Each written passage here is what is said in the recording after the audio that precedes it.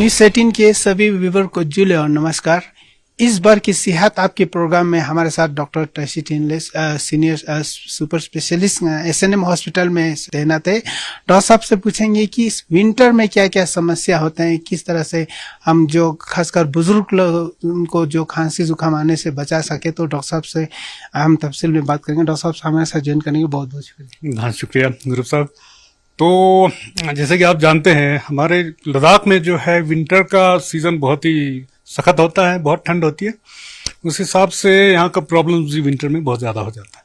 अब देखें तो अभी जब मौसम चेंज हो जाता है सितंबर अक्टूबर के बाद, तो फिर सर्दी जुकाम ज़्यादा होना शुरू हो जाता है। वो तो हर जगह होता है। अब उसके साथ साथ हमारे यहाँ के लोगों को, जो एल्डरली लोग हैं, उनको ब्रोंकाइटिस होने का प्रॉब्लम भी ज़्यादा हो जाता है।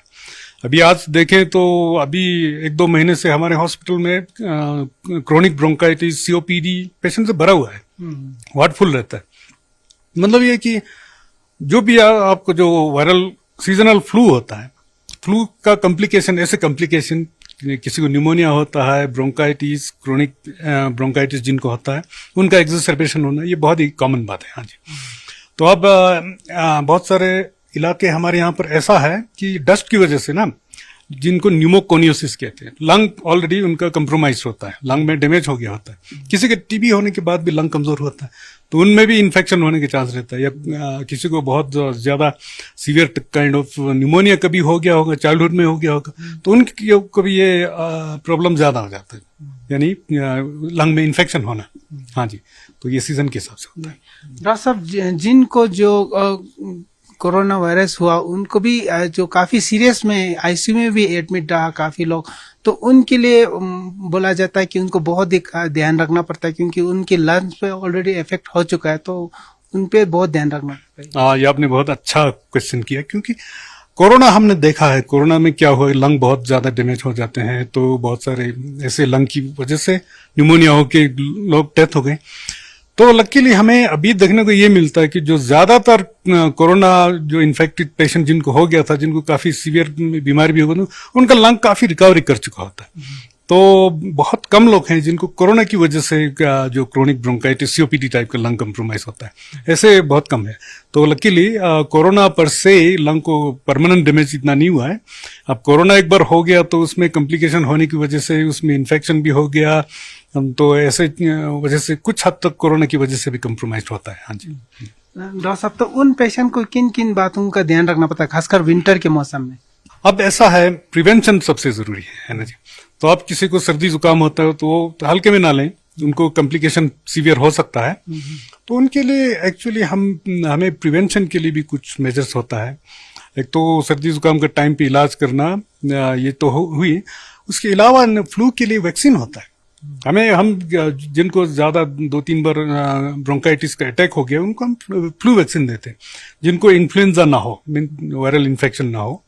और दूसरा होता है न्यूमोकोकल वैक्सीन। हाँ जी, जिनसे वो न्यूमोकोकल बैक्टीरिया होता है, बैक्टीरियल इन्फेक्शन हो, निमोनिया ना हो, ब्रोंकाइटिस ना हो सीवियर, उसके लिए भी वैक्सीन होता है। ये दोनों वैक्सीन जिनको दे दें टाइम पे, तो उनका ड्यूरेशन, ये फ्लू वैक्सीन का देखें तो उसको 1 साल का उसका वैलिडिटी है, 1 साल तक उसको प्रोटेक्शन रहता है।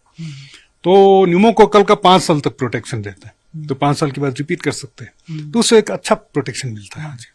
तो डॉक्टर साहब, ये जो वैक्सीन है, फ्लू वैक्सीन, आप विंटर में रिकमेंड करता है ताकि 1 साल आराम से कुछ प्रॉब्लम ना हो? हाँ, यूजुअली विंटर में हम एक्सपेक्ट करते हैं कि इनको फ्लू होगी, उसके बाद ब्रोंकाइटिस कॉम्प्लिकेशन हो सकता है, तो फिर हम बोलते हैं कि सितंबर अक्टूबर में एक फ्लू वैक्सीन दे दे हर साल, तो उससे प्रोटेक्शन साल भर के लिए हो जाता है। हाँ जी। सर, ये जो वैक्सीन आप बुजुर्ग लोगों को स्पेशली रिकमेंड करते हैं, या ब्रोंकाइटिस जो पेशेंट होते हैं उनको रिकमेंड करते, क्योंकि काफी जो एजिड पर्सन होता है, एल्डर, उनको मतलब विंटर में सबसे ज्यादा दिक्कत होता है? हाँ, वो तो है। तो किसी भी एल्डरली को ऐसा हो सकता है। तो इस वजह से ना कहते हैं कि 50+ सबको लगाना चाहिए। तो ये तो शायद पॉसिबल नहीं होगी, but then it is good, बहुत अच्छा है अगर वो दे दें। तो जिनको एक बार भी हो गया ये ब्रोंकाइटिस का अटैक ना, उनको ये वैक्सीन लग गया तो अच्छा रहेगा। हाँ जी। डॉक्टर साहब, एक चीज ये है कि आप सर्दी है तो जाहिर से बात है बहुत सारे हीटिंग अप्लायंसेस यूज करते हैं, साथ ही साथ जो वेंटिलेशन का बहुत ही कम चांसेस रखता है, सारे विंडोज में प्लास्टिक शीट डालते हैं, दारू बहुत ही मतलब वेंटिलेशन का काम चाहिए तो वो कितना जरूरी है? बीच बीच में हमें उसमें कभी ध्यान रखना पड़ता है सर्दियों में, खासकर बंद कमरे में। जी जी जी जी, वेंटिलेशन का बहुत प्रॉब्लम रहता है। तो हमने ऐसे केसेस देखे हैं जिन्होंने कमरे बंद करके उसमें स्टोव जला के या गैस ऑन करके सो गए, तो फिर उसमें कार्बन मोनोऑक्साइड होके ना उनको डेथ भी हुए हैं, और कई 2-3 लोग एक साथ डेथ हो गई। तो ऐसे भी बहुत सारे केसेस पहले हुआ है। तो क्योंकि हम खिड़कियां बिल्कुल बंद कर देते हैं, पॉलीथीन लगा देते हैं, तो उस वजह से कहीं से वेंटिलेशन ना हो तो इफेक्ट इतना खतरनाक होता है कि वहीं डेथ होता है। तो दूसरा ये है कि जनरली कुछ हद तक तो हर कोई बंद करते हैं खिड़कियां, तो उस सिचुएशन में हीटिंग सिस्टम्स के ऊपर बहुत ख्याल रखना होता है। तो जिसका हीटिंग सिस्टम, जिसका एग्जॉस्ट रूम में निकलते हैं, जो गैस वाले होते हैं, या इवन केरोसिन वाले भी जो रूम में एग्जॉस्ट, जो बाहर नहीं जाते हैं एग्जॉस्ट, वो बहुत ही रिस्की है। उसमें कार्बन मोनोऑक्साइड रूम में जमा हो जाता है, तो फिर रात भर अगर वो जमा होते रहे तो फिर आहिस्ते आहिस्ते वो नींद में सो जाएगा, फिर बेहोश हो जाएगा, कोमा में चला जाएगा, अल्टीमेटली डेथ हो जाता है ऐसे लोग। लद्दाख में ऐसा केस काफी हुआ है सर पास में? पहले बहुत हुआ, बहुत देखा। इस साल तो शायद लकीली नहीं आया कोई, तो ऐसा बहुत देखा हुआ है। और दूसरी बात सर, जो कुछ लोगों को खांसी जुकाम होता है तो वो अपने तरफ से होम रेमेडीज करते, ये करते वो करते, तो आप उसको क्या सजेशन करेंगे डॉक्टर साहब? हाँ, होम रेमेडीज, हाँ बहुत सारे लोग करते हैं। मेडिसिन खरीद के खा लिया तो ठीक नहीं हुआ बोलने वाले हमारे पास भी बहुत आते हैं। तो ऐसा है, मेडिसिन जो है, कोई मेडिसिन कभी काम करता होगा तो हमेशा वो काम नहीं करता। तो फिर आजकल का जो फ्लू मीन्स नॉर्मल कोल्ड है, सर्दी जुकाम जो है वो भी बहुत सीवियर है। तो बहुत ज्यादा सिम्टम्स होते हैं, उनको बुखार बहुत ज्यादा होता है सर्दी जुकाम में, ठंडी बुखार होके, सांस फूल के, खांसी होके, फिर बहुत सारे लोग एडमिट हो जाते हैं, प्लेन फ्लू वाला। तो उनको जो है नॉर्मल मेडिसिन आप खा लेंगे खरीद के, उससे ठीक नहीं होने वाला, इतना तो समझना चाहिए। तो ऐसे सिचुएशन में डॉक्टर कंसल्ट करके कुछ अच्छा से मेडिसिन खाना बहुत जरूरी है। डॉक्टर साहब, कुछ ऐसा केसेस भी हमें सुनने को आता है, जो कुछ रेस्टोरेंट में काम करते हैं, कुक या हेल्पर होते हैं, वो दिन भर उसी में रहता है, सुबह से लेके शाम तक, उनको फिर धूप नहीं पड़ता, तो विटामिन डी की बहुत डिफिशियंसीज होता है। तो बीच बीच में धूप में निकलना कितना जरूरी है सर? हाँ, लोग कहते हैं लद्दाख में इतना धूप है, विटामिन डी की कमी नहीं होती होंगे, ऐसा सोचते हैं, मगर ये गलत है। विटामिन डी की कमी बिल्कुल हर किसी में है, क्योंकि एक्चुअली ठंड की वजह से ना इतना कवर्ड रहते हैं। धूप कहाँ लगते हैं? धूप तो हम बड़ी मुश्किल से मुंह पे थोड़ा सा लगते हैं, धूप नहीं लगते, हम पूरा बॉडी कवर्ड रखते हैं। तो फिर धूप से विटामिन डी का जो फायदा होना चाहिए था वो नहीं होता। तो फिर विटामिन डी जब भी टेस्ट करें तो कम ही निकलता है हर किसी को। तो विटामिन डी थोड़ा सा सप्लीमेंट लेना बहुत जरूरी है। सर, नेचुरल जो विटामिन डी जो धूप से मिलता है, वो उसके लिए आइडियल पीरियड कौन सा होता है, सुबह या आफ्टरनून? ऐसे नहीं, आप सुबह आफ्टरनून ज्यादा फर्क नहीं पड़ता। अगर आपको ये विटामिन डी के लिए धूप में बैठना है तो फिर आपका स्किन जो है थोड़ा सा काला डार्क होने तक, टैन होने तक बैठना चाहिए, है ना। वो कई दिन करें, जैसा कि एक हफ्ते 7 डेज 5 डेज 7 डेज, फिर बढ़ता है, वो होता है उसका इफेक्ट। नहीं तो थोड़ा सा एक्सपोज करके या थोड़ी देर बैठ के नहीं होने वाला। आज सर, लद्दाख हाई एल्टीट्यूड होने के कारण जो हीमोग्लोबिन का बहुत ही बढ़ने का चांसेस बताया जाता है, तो आप इस पे क्या? बिल्कुल, ये हमारे लद्दाख में वैसे भी होता है। तो कुछ एरिया हमारा है चंगथांग जो और हाई एल्टीट्यूड एरियाज, उनमें जनरली लोगों में हीमोग्लोबिन थोड़ा सा ज्यादा रहता है। अब बहुत सारे लोग थोड़ा सा ऑक्सीजन के लिए ये सेंसिटिव रहता है कि ऑक्सीजन जो जैसे कि ले का ऑक्सीजन, अल्टीट्यूड का ऑक्सीजन हो, उसमें भी किसी किसी का हीमोग्लोबिन ज्यादा हो जाता है। तो फिर ये बहुत कॉमन प्रॉब्लम है। किसी का हीमोग्लोबिन अभी आमतौर पर हम देखें तो 16 ग्राम से ज्यादा नहीं होना चाहिए था, उनको होता है, किसी को 18 17, वो तो आम है, होता है।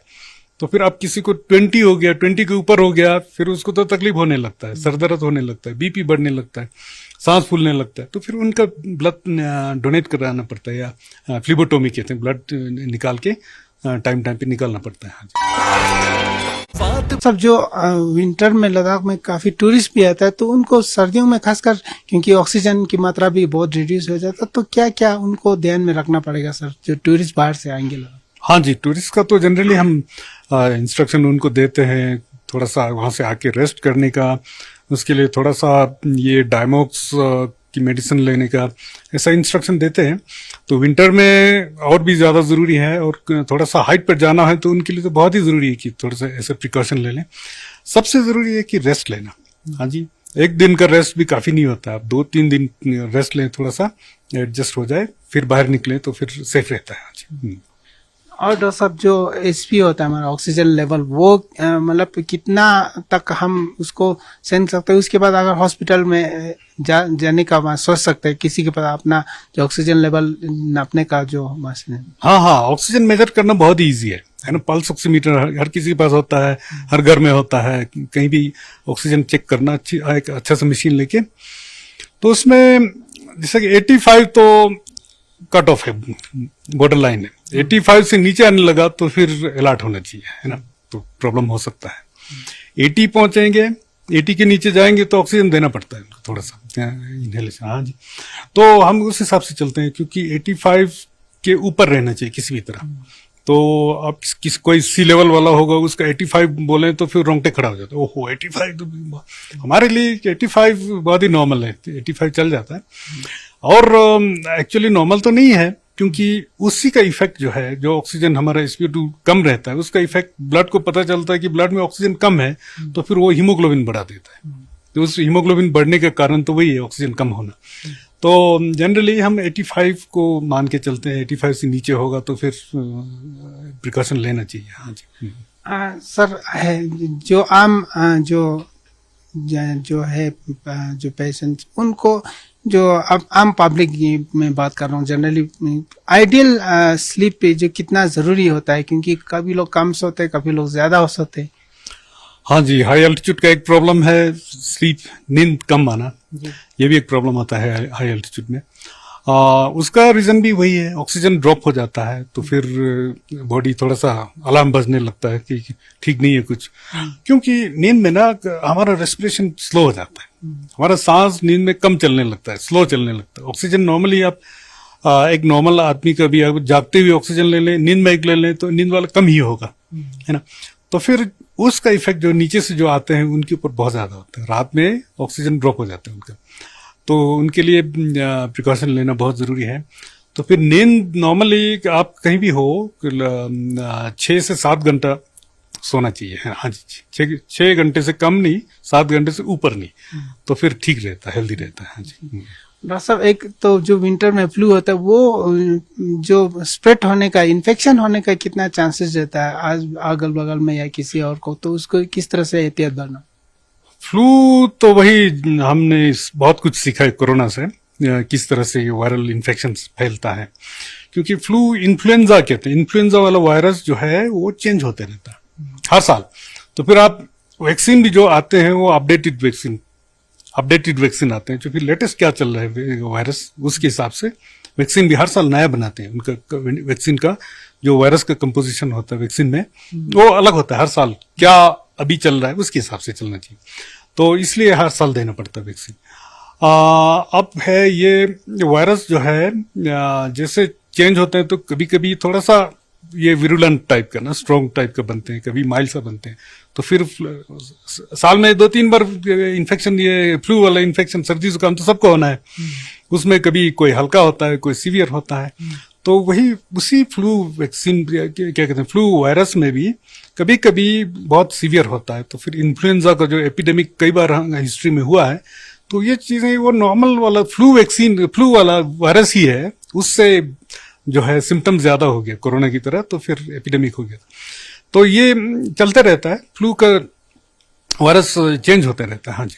न्यू बेबीज में ज्यादातर इन्फेक्शन होने का चांसेस होते हैं बोलते हैं, तो उस पे क्या क्या एहतियात बरतना? न्यू बॉर्न्स में इन्फेक्शन होने के चांसेस तो होना ही है, मगर न्यू बॉर्न्स में प्रोटेक्शन मदर से ही मिलता है, तो ब्रेस्ट फीडिंग इसलिए जरूरी है, क्योंकि जो ब्रेस्ट फीडिंग करते हैं, मिल्क में जो है एंटीबॉडीज होते हैं वायरस के या बैक्टीरिया किसी भी, उसका प्रोटेक्शन 6 महीने तक मदर से मिलता है प्रोटेक्शन। हाँ जी। तो उसके बाद 6 महीने के बाद मदर वाला प्रोटेक्शन खत्म हो जाता है, फिर अपना इम्यूनिटी डेवलप होना शुरू होता है। तो 6 महीने के बाद बच्चे का इम्यूनिटी डेवलप हो रहा है, तो उस टाइम थोड़ा इन्फेक्शन, हर तरह की इन्फेक्शन होने के चांस बढ़ जाता है। हाँ जी। डॉक्टर साहब, एक तो हमें कुछ जो बीमारियां होते हैं, कैंसर है या बहुत सीरियस बीमारी, वो काफी देर बाद पता चलता है, तो आप क्या रिकमेंड करते हैं? साल में एक बार सभी चेक करना चाहिए? किस तरह से चेक जो रूटीन में करना चाहिए ताकि उससे हमें पता चल सकता है जो बीमारी को पकड़ने के लिए? हाँ जी, कैंसर के बारे में आपको बताऊं तो ऐसा देखा गया कि हाई एल्टीट्यूड में कैंसर ज्यादा होता है, तो उसका रीजन भी है ऑक्सीजन की कमी से। कैंसर जो ऑलरेडी कैंसर है तो फिर वो ज्यादा फास्ट बढ़ने लगता है, या नया कैंसर डेवलप होने का भी चांस रहता है। वो ऑक्सीजन कमी जो है, हाई एल्टीट्यूड में हम रहते हैं, उसके लिए एक्स्ट्रा रिस्क है हमारे लिए। तो उसके ऊपर जो है रिस्क फैक्टर, हमें पता है किस चीज से होता है रिस्क फैक्टर, उनके ऊपर वो ऐड हो जाता है, तो फिर कैंसर बन जाता है। तो अब कैंसर हमारे यहाँ पर बहुत कॉमन, आपने सुना होगा कि स्टमक का कैंसर बहुत ज्यादा होता है, इसोफेगस का कैंसर होता है, पेनक्रियास का कुछ हद तक होता है, तो फिर और कुछ कोलोनिक कैंसर होते हैं। ब्रेस्ट कैंसर थोड़ा कम है, ब्रेस्ट और जो यूट्राइन सर्विक्स कैंसर हमारे यहाँ पर इतना ज्यादा नहीं है, तो स्टमक वाला तो बहुत ज्यादा है। हाँ जी। तो इसमें हमें प्रिवेंशन की अगर आप बात करें तो फिर हर कैंसर के लिए अलग अलग तरीके का प्रिवेंशन, अलग अलग तरीके का जो डायग्नोस्टिक प्रोसीजर, वो अलग अलग होता है, क्योंकि कैंसर जो है डिफरेंट ऑर्गन, अलग ऑर्गन में है। तो आप स्टमक के लिए अगर देखें, स्टमक के लिए आप क्या कर सकते हैं कैंसर डिटेक्ट करने के लिए? उसके लिए कम से कम एंडोस्कोपी करना पड़ेगा।